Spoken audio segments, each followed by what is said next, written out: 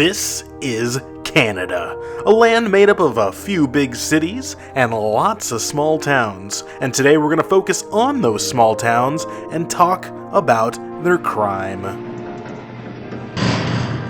Something unique to Canada, unlike other countries in this hemisphere, is that the small towns tend to be more crime-ridden than the big cities. This cannot be said about the United States and Mexico. So we're going to be using stats from the year 2020 and indexing them in what is called a CSI score, Crime Severity Index. A CSI score includes all these different categories that you see on the screen. All this crime data is straight from Statistics Canada and is the latest data as of this exact moment. All the cities and towns on this list have to have under 100,000 people based off the latest census data from 2016. So in short, all the statistical information in this video is straight from the Canadian federal government. This has been the most requested video on this channel, so if you like this stuff, make sure you like, subscribe, and comment below, hit the bell notification. If you don't like this stuff, well then go support our other videos. We got tons of that stuff and nobody watches them. Let's begin and check out the most dangerous small towns and cities in Canada.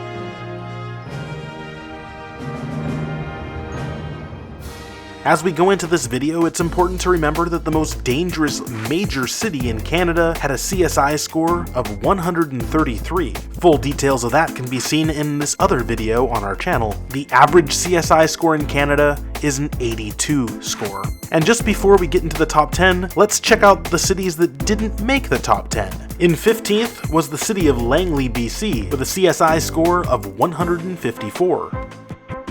In 14th was Lethbridge, Alberta, with a score of 159. In 13th was Prince George in British Columbia, with a score of 164. Number 12 was Dawson Creek, with a score of 166. Lloydminster, which straddles the Alberta and Saskatchewan border, is 11th with a score of 166. Now we'll go more in depth with our top 10, starting with number 10. Far up north in northern British Columbia is the town of Terrace, with a score of 167 and a population of 12,373 people. One thing you'll know is if you ever visit this place is that it's very remote. You're in the middle of nowhere, surrounded by forests and mountains. Prince George, the nearest big city, if you will, is 575 kilometers away, which is about a 6.5 hour drive, possibly 7 hours. So you have a lot of people concentrated in this small town, and not a lot of jobs. And what do people do when they're bored? Oh, they turn to crime apparently. Crime looks ridiculously bad, especially proportionately. Property crime is 400% above the national average, violent crime is 247% above the national average, and total crime is 362% above the national average. There were 3,846 total incidents reported in the town. The biggest crime appears to be property crimes, followed by violent crimes. Yikes. And sadly, over the past 3 years, crime has been getting worse in Terrace, not getting better. Drug use is a very common issue, as well as youth violence. According to data from 2020, there was only one homicide, but if you were to look at their local media, news outlets report of bodies quite often, including a lot of missing persons around the city. So who knows how realistic this statistic actually is. Time for number 9. Grande Prairie in Alberta, with a score of 173. High crime and high drug usage are the main issues in Grande Prairie, and sadly it's been getting worse over the last 5 years, no matter how much money the province has been throwing at it. A few statistics that really stood out to me were that 907 per 100,000 people were a victim of fraud, almost 700 people per 100,000 were also involved in a breaking and entering crime, and 700 people per 100,000 were involved in some sort of assault. That's a lot. Not to mention an unemployment rate of over 10%, an increase of 76% from 2011. Even prior to the worldwide pandemic, their unemployment was 9.6%. Something unique to Grande Prairie is that the average median age is only 30 years old, which is about 10 years below the national average. This is mainly because a lot of the people are getting jobs in the oil industry which surrounds the city, and these people can make a good amount of money in the oil industry, which leaves them with a lot of disposable income. And in a place sort of in the middle of nowhere with not a lot to do, a lot of people tend to spend their money on drugs, at least according to the RCMP. Joining gangs is also a problem in the city. This might explain why one of the largest cocaine busts in history happened in Grand Prairie.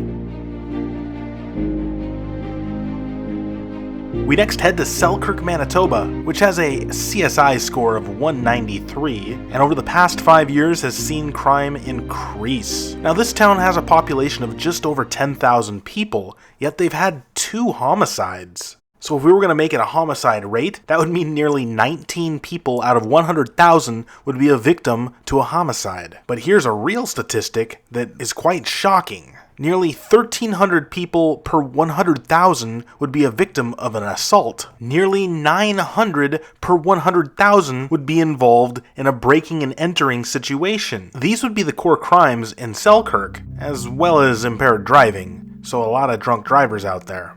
Youth criminal offenses are also way above the Canadian national average, as are drugs in general. As a matter of fact, there isn't a single crime statistic that is below the Canadian national average for Selkirk.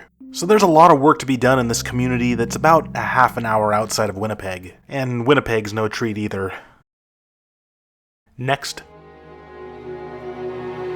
Located roughly halfway between Kamloops and Prince George is the town of Williams Lake, located in the Caribou region. Many people know Williams Lake for its lovely scenery and the Williams Lake Stampede, but I don't think a lot of people realize that it's such a crime-ridden city, and with only a population of 10,700 people, the crime is quite shocking. The biggest crimes here are assault, breaking and entering, and fraud. Impaired driving as well as sexual assault has gone up every year for the past 5 years as well. Thankfully, as a whole, Williams Lake is the only city on this list that is actually seeing crime go down over previous years. So there is some success here. While overall crime is going down, everything is still above the national average. But there is progress and a glimmer of hope that things could get better in Williams Lake. Part of this decline might be because of extensive RCMP activity to try and stop the drug trade that goes between here, Quesnel, and Prince George. Overall, the CSI score is 204 for Williams Lake. In 6th place is Saskatchewan's 3rd largest city, Prince Albert. With a population of 37,500, it has a CSI score of 238. I'll just say this right off the bat. Prince Albert is ranked 4th in all of Canada for violent crimes. 4th place, including all the large cities. Property crime is 180% above the national average, violent crime is 163% above the national average, and total crime is 175% above the national average. What is going on here? 12,859 people per 100,000 will be involved in some sort of criminal incident in this city. The biggest issues in this city seem to be robberies, breaking and entering, fraud, property crimes, and a surprising number of assaults. While still above the national average, I guess you can say that drug trafficking is lower than others on this list. Unemployment isn't horrible here, it's only 5.6% as of September 2021, and the median household income, while below the national average, is decent. So this crime might all be related to people not having anything to do. You are in a rather remote northern community, far away from everything. A lot of this has to do with gang activity, it seems. In the month of June 2021, the Prince Albert Police Service said that they responded to 560 calls of violent crime alone. The police service says that the majority of this is because of gang activity. Hopefully things will calm down in Prince Albert, because right now, things aren't looking too good. We head back to Manitoba to the small town of Portage-la-Prairie with a population of about 14,000 people and a CSI score of 263. Portage-la-Prairie is ranked the 3rd most violent city in all of Canada. For example, the assault rate is over 1,500 per 100,000 people. Breaking and entering is 1,700 per 100,000 people. And people seem to drive impaired here a lot. Just doing a quick scan of local news outlets, you can see that places are getting robbed here all the time. Total crime is 304% above the national average. Violent crime is 352% above the national average. And property crime is nearing 300% above the national average, and getting worse over the past 5 years. As a matter of fact, they were 4th in the nation for the highest crime increase over the past half-decade. The poverty rate is also very high, as it is around 26%. So besides all the types of different property crimes, robberies, theft, breaking and entering, drug crimes are also very high in the city. This might have a correlation with their very high youth crime rate. Bored youth in a town surrounded by prairie and far away from the nightlife of Winnipeg and whatever goes on in Brandon. Wetaskiwin in Alberta has long been known by locals for its horrible crime. It has a CSI score of 270 and only a population of 12,800. Crime is so bad that after much lobbying, the city was finally able to get a $5.1 million grant to add 10 additional RCMP members to help fight the crime issue. So how bad is the crime? Well, every single crime category is above the national average. There were 220 assaults in this small town, meaning the per capita rate was 1,700 per 100,000. Property crime and breaking and entering is huge, as well as the robbery rate, which is exorbitant. Fraud is a major issue, as is impaired driving. Drug offenses are up all across the board. About the only positive thing you can say is that the youth crime is only slightly above the national average. Not too long ago, between 2012 and 2017, the city was known for having the fastest growing crime in the country. The place even made national news because of the crime outbreak that was happening in such a hurry. Gang activity has long been an issue in the communities around Wetaskiwin, but now it's in the city. One of the popular things, of course, is breaking and entering, but car thefts are also extremely high. Some sources say a car is stolen or broken into every single day. Cars do cost cheaper in Wetaskiwin, as you will hear in radio ads, but how many of those automobiles in the used car dealerships as you drive into town are actually there legitimately? Nevertheless, Wetaskiwin has had the highest growth rate in crime over the past 5 years in Canada, and it shows no signs of slowing down. You've probably heard that if something looks too perfect, it probably is, and something is actually rotten in Denmark. And if you drive into Quesnel, you think, wow, this is a very pretty town. But the darkness is in the numbers, specifically the crime. The CSI score is 292 and ranks it 3rd in all of Canada. The town's population is just 10,200 people, and they actually had a homicide last year. There were 127 assaults, meaning the assault rate was 1,200 per 100,000 people. There were also over 20 robberies, 183 breaking and entering incidents, and over 120 cases of fraud in the city. That puts its fraud rate at almost 1,200 per 100,000 people, and its breaking and entering rate at almost 1,800 per 100,000 people. Property crime is 411% above the national average, violent crime is 255% over, and total crime is 372% over. Quesnel ranks 2nd in all of Canada for the highest percentage increase in crime. A lot of this is probably tied to its extremely high poverty rate, 25%. The unemployment rate is also high and ranges between 10% to 14% depending on the source. So even though this place may be in a beautiful location, there seems a lot needs to be done to make it beautiful for all the citizens. We head back to Manitoba one last time to the city of Thompson, which has a CSI score of 366 and a population of just 14,000 people.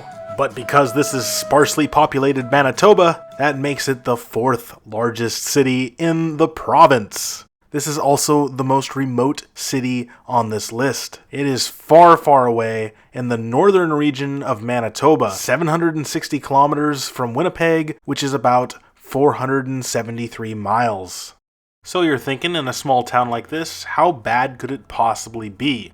There were 3 homicides. There were 925 assaults last year. That puts it at an incident rate of 6,500 per 100,000 people. There were 50 sexual assaults. That puts it at a rate of 340 per 100,000 people. Over 106 known incidents of breaking and entering, and a high level of drug trafficking, as well as public drunkenness. Thompson has its own separate score known as a Violent Crime Severity Index score, and that is 570. The national average is 82, which ranks it the most violent city in all of Canada. Not only that, it is the most violent city per capita in all of North America. Now, there's no clear poverty rate information or unemployment rate data for Thompson, but the majority of its population is Aboriginal, and the Aboriginal poverty rate in Manitoba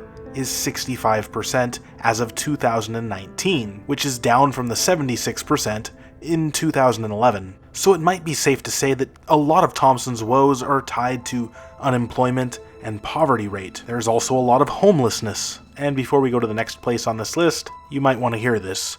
Property crime is 828% above the national average. Violent crime is 978% above the national average, and total crime is 865% above the national average. Clearly, a lot needs to be fixed here. And lastly, at number 1, the most dangerous small city/town in Canada is North Battleford, Saskatchewan, with a CSI score of 385 and a population of 14,400 people. If you remember from our Most Dangerous Big Cities in Canada video, the most dangerous cities in Canada were from Saskatchewan, Regina, Saskatoon, and it's no different in the small category either. There were 281 assaults, putting it at a rate of about 2,000 per 100,000 people would be assaulted in the community. There were also 30 known sexual assaults and tons of firearm offenses. There were almost 300 breaking and entering incidents, resulting in 2,000 per 100,000 people, and fraud being very high on the list. Robbery is also quadruple the national average. Drinking and drug offenses are also well above the national average. Youth crime is ridiculously high. We could have just saved a bunch of time and I would have just said everything is above the national average. Over the past handful of years, crime continues to get worse in the city, though not at as fast a rate as other cities. As a matter of fact, in some instances, crime is going down, but it's just so high, it just doesn't amount to much. Gang activity is so high that the police had to make a gang task force. Drug trafficking, firearm trafficking, there's just a lot of bad stuff going on here. In 2020, there were 6,222 total incidents of crime. So before we go, property crime is 503% above the national average. Violent crime is 469% above. And total crime is almost 500% above the national average, giving North Battleford the prestigious title as the most dangerous small city in all of Canada. So there you have it, the most dangerous small cities and towns in all of Canada. And if this video makes you kind of sad, well, don't be, because you can be the change to make these places better. All it takes is a few local citizens who are concerned about what's going on in their city to speak up to local leaders, who will then hopefully take the proper steps needed to make things better. Because don't we all just want a safe place to live? Anyways, thank you for watching. Be sure to like, subscribe, and comment below. Maybe even share some ideas that you've made of positive change in your community. Hit the bell for notifications. And until next time, thank you for watching.